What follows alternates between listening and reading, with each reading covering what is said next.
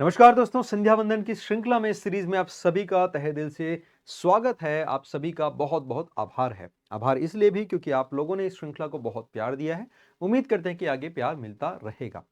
आयोग वाला जब पार्ट ये खत्म हो जाएगा तो मैं आप सभी के लिए राष्ट्रीय उद्यान, नेशनल पार्क, टाइगर रिजर्व और जो भी स्टैटिक वाला जो पोर्शन होता है वो सब मैं आपके लिए लेकर आते रहूंगा। ठीक है, आइए तो फिर से शुरुआत करते हैं। प्रश्न आ रहा है कि राष्ट्रीय अल्पसंख्यक आयोग की स्थापना किस अधिनियम के तहत हुआ था। और मुझे ऐसा लगता है कि इतने सारे एक्ट्स और अधिनियम अगर अब देख देख के आप लोगों को लग रहा हो कि हाँ यार, ये वाले पार्ट तो हम लोग कहीं करते नहीं है, तो आई गेस ये वाला पार्ट आप सभी को बहुत मजा आने वाला है। ठीक है, चले। तो ये आपका अधिनियम जो स्टार्ट किया गया था, मतलब कब लेकर आ गया था, तो ये आ गया था 1992, 1992 में ये आया था। किसकी बात हो रही है? राष्ट्रीय अल्पसंख्यक आयोग की स्थापना की हमने बात करा कि कब ये एक्ट के रूप में आया था। ठीक है ना, तो एक्ट के रूप में कोई चीज कब आता है? जब ये दोनों सदनों से ऑल पारित होता है, राष्ट्रपति उस पर साइन करता है। Simple, that's it. ठीक है, चलिए। तो इसका राइट आंसर हो जाएगा 1992, 1992। अगला प्रश्न बोलता है कि राष्ट्रीय अल्पसंख्यक आयोग का अध्यक्ष किसके द्वारा नियुक्त किया जाता है। ऑब्वियस सी बात है भाई, ये बड़ा सेंसिटिव मुद्दा है। तो इसमें यहाँ पे जो ऑप्शंस आपको दे रखे हैं, है ना, प्रधानमंत्री तो इंडिविजुअल करेगा नहीं, ऑब्वियस सी बात है। केंद्र सरकार और प्रधानमंत्री दोनों तो लगभग एक ही चीज हो जा रहा है। एक ही चीज का मतलब भाई देखो, पीएम के बिना केंद्र सरकार अधूरा, केंद्र के बिना पीएम अधूरा। तो आप इन दोनों को तो वैसे ही हटा दो, बी और सी तुम वैसे ही हटा दो। और संसद ना ये सब काम नहीं करती। ये सब काम जो रहता है अपॉइंटमेंट वाला किसका रहता है? वो राष्ट्रपति का रहता है। किसका रहता है? ये प्रेसिडेंट का रहता है, राष्ट्रपति का रहता है। ठीक है, तो ऑप्शन नंबर किसके साथ चलेंगे हम लोग? ए के साथ चलेंगे। राष्ट्रपति हो जाएगा यहाँ पे सही जवाब। अगला प्रश्न आ रहा है, एनसीबीसी यानी कि राष्ट्रीय पिछड़ा वर्ग आयोग का गठन मूल रूप से किस वर्ष हुआ है। तो एक्चुअली देखो, ये जो क्वेश्चंस आते हैं ना, अभी बहुत सारे बच्चे कंफ्यूज होंगे, सर 100 जो 2वां संविधान संशोधन था सर, वो तो कुछ नहीं है करके। भाई देखो, 102 अमेंडमेंट तो अभी जाके हो रहा है ना, ये बहुत लेटेस्ट है। और ये क्या पूछ रहा है कि एक्चुअली इसका गठन कब हुआ था, ये कब बना था।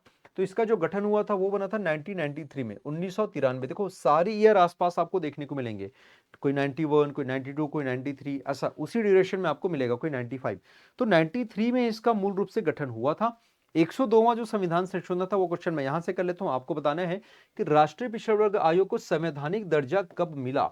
मतलब इसके पहले जो देखो, संवैधानिक दर्जा कब मिलता है? जब दोनों सदन उसको, ऑब्वियस सी बात है, पास करेंगे। उसके बाद ये बताएंगे कि हाँ भाई, अब इसको कॉन्स्टिट्यूशनल बॉडी के रूप में हमको मान्यता दिया जाना है, तब जाके इसको संवैधानिक दर्जा जो प्राप्त होता है। अब मैंने कहा कि 102वां यानी कि 102 कॉन्स्टिट्यूशनल अमेंडमेंट था, संविधान संशोधन था। तो ऑब्वियस सी बात है सर, ये थोड़ा लेटेस्ट होना चाहिए। तो लेटेस्ट में कौन हो जाएगा? 2018। तो 2018 को जो है ये संविधानिक संशोधन के तहत इसको दर्जा दिया गया था। तो 2018 हो जाएगा यहाँ पे सही जवाब। ठीक है, चलिए। केंद्रीय सूचना आयोग का मुख्यालय कहां पर स्थित है? सीवीसी आपने पढ़ा था और ये हो जाएगा सीआईसी हो जाएगा। अब दोनों में कंफ्यूजन मत होना भाई, सीवीसी अलग होता है और सीआईसी अलग होता है। जैसे सीवीसी की हमने यहां पर बात करी थी, सीवीसी यानी कि ये हो जाएगा आपका सेंट्रल विजिलेंस कमेटी। तो जो विजिलेंस कमेटी होता है, सतर्कता आयोग जो रहता है, ये किसके लिए बताया था मैंने पिछले, आप देखिएगा। तो सतर्कता जो आयोग होता है, ये उनके लिए होता है जो सरकारी पद पर कामकाज करते हैं और कहीं ये भ्रष्टाचार वगैरह तो आरोप नहीं कर रहे हैं, भ्रष्टाचार के कुछ आरोप तो इन पे नहीं लगे हैं, उसकी निगरानी करने के लिए आपका सीवीसी बिठाया जाता है। इसी में एक और चीज आप लोग पढ़ते हैं, विसिल ब्लोअर, ये भी बहुत इंपॉर्टेंट है, विसिल ब्लोअर। ठीक है ना, ये भी आप लोग लिखिएगा, इसको लिख सकते हैं, कई बार पूछ सकता है कि विसिल ब्लोअर की अवधारणा किस चीज से है। हालांकि मेंस में ये आपका आता है, सीजीपीसी मेंस में आप पढ़ेंगे तो दर्शन शास्त्र में एक पार्ट है विसिल ब्लोअर। तो इसका संबंध भी उन चीजों से है, उन लोगों से है। ठीक है, तो इसको आप कंफ्यूजन मत होना।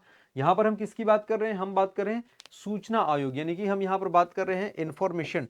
और लास्ट मैंने पूछा भी था कि आरटीआई जो है वो कौन सा एक्ट के तहत आया था। चलिए ये भी बता दूं, आरटीआई का जो एक्ट था वो था 2005 को। ठीक है ना, 2005 का आया था। ठीक है, और इसके तहत क्या किया जाता है? इसके तहत आप जो भी सूचना प्राप्त करना चाहते हैं, सूचना का संदर्भ यह है, मान लेते हैं कि कोई किसी व्यक्ति को फलाना जगह से फलाना जगह लेकर गया, अब उसमें इतने करोड़ खर्चे आए। या फिर मान लेते हैं कि एक मंत्री हैं जिनके यहाँ कुछ आयोजन किया जाता है, किसी की मरनी है, किसी की 13वीं, और पता चल रहा है कि वो सरकारी खजाने से पैसा लुटा दे रहा है। छत्तीसगढ़ में ऐसा कुछ हुआ था। ठीक है ना, तो अगर ऐसा कुछ होता है, अब आप लोग बताना भाई, अपन तो ज्यादा कमेंट नहीं कर सकते, आप बताना कि किसके साथ हुआ था, है ना, मरनी में, 13वीं में, वो सरकारी खजाने के पैसा। तो आरटीआई से आप इंफॉर्मेशन उगलवा सकते हो कि भैया ये किसमें और कैसे कैसे हुआ था। Got it? तो ये आरटीआई होता है, यानी कि राइट टू इंफॉर्मेशन होता है। तो ये सारा जो एक्ट जो आया था वो कब आया था? 2005 में आया था। इवन जैसे कुछ बच्चे, जैसे आप ही लोग का रहता है, मेंस वगैरह कुछ लिखते हो तो आप अपनी आंसर कॉपी भी निकलवा सकते हो। तो आंसर कॉपी निकलवा कैसे सकते हैं अपन?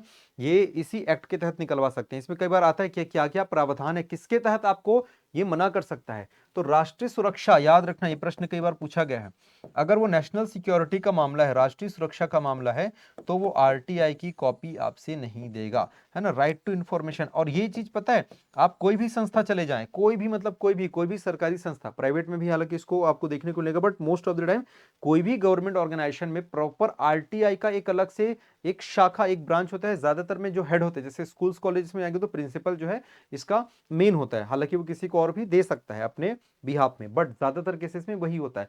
तो वहां से वो सारी इंफॉर्मेशन निकाली जाती है with the help of that particular person, ठीक है।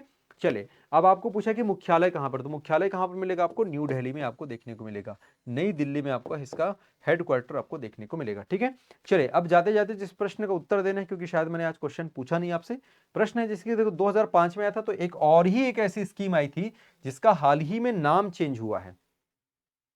चलो ठीक है, मैं बता देता हूं, आप लोग मुझे बताना कि मनरेगा का हाल ही में नया नाम क्या रखा गया है, ये आप मुझे बताइएगा। और मनरेगा कब आया ये भी आप मुझे बताना, इसी के आसपास आया था। मनरेगा जो एक्ट जो पारित किया गया ये कब आया, क्योंकि देखो ए फॉर एक्ट होता है बेटा, अधिनियम, जितने भी चीजें होती है ना अधिनियम, ये रोजगार गारंटी से संबंधित है, ठीक है ना। तो मनरेगा से संबंधित मेरा प्रश्न सिर्फ इतना है कि ये कब आया, ये एक्ट कब पारित किया गया, फाइनली कब इसमें मुहर लगा। दूसरी चीज आपको बताना है कि मनरेगा का जो नया नाम है वो क्या चेंज करने की बात चल रही है या बात चेंज किया गया है, ठीक है। चलिए, ये दोनों चीजें आप कमेंट करके मुझे बताइएगा, और बने रहिए हमारे साथ, ऐसे ही हम मिलते रहेंगे रोजाना रात में 8 बजे। धन्यवाद, जय जौहर।